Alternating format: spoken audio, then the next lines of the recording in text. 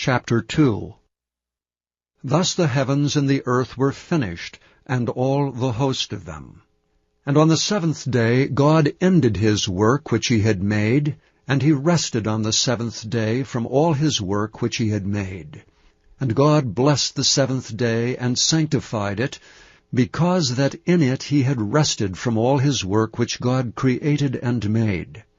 These are the generations of the heavens and of the earth, when they were created in the day that the Lord God made the earth and the heavens, and every plant of the field before it was in the earth, and every herb of the field before it grew.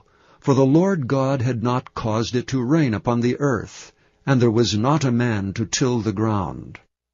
But there went up a mist from the earth, and watered the whole face of the ground. And the Lord God formed man of the dust of the ground, and breathed into his nostrils the breath of life, and man became a living soul. And the Lord God planted a garden eastward in Eden, and there he put the man whom he had formed. And out of the ground made the Lord God to grow every tree that is pleasant to the sight, and is good for food, the tree of life also in the midst of the garden, and the tree of knowledge of good and evil. And a river went out of Eden to water the garden. And from thence it was parted, and became into 4 heads.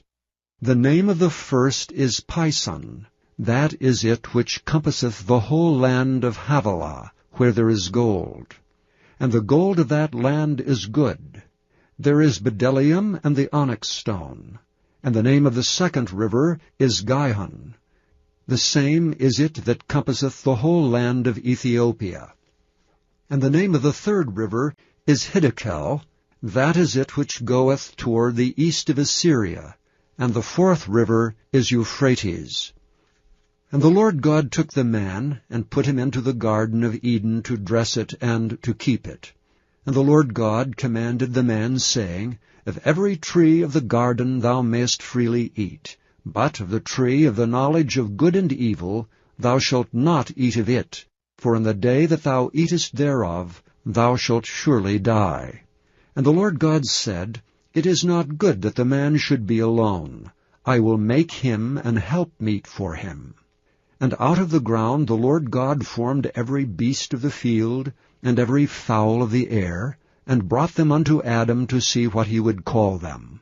And whatsoever Adam called every living creature, that was the name thereof. And Adam gave names to all cattle, and to the fowl of the air, and to every beast of the field. But for Adam there was not found an helpmeet for him. And the Lord God caused a deep sleep to fall upon Adam, and he slept. And he took one of his ribs, and closed up the flesh instead thereof, and the rib which the Lord God had taken from man made he a woman, and brought her unto the man. And Adam said, This is now bone of my bones, and flesh of my flesh. She shall be called woman, because she was taken out of man. Therefore shall a man leave his father and his mother, and shall cleave unto his wife, and they shall be one flesh. And they were both naked, the man and his wife, and were not ashamed.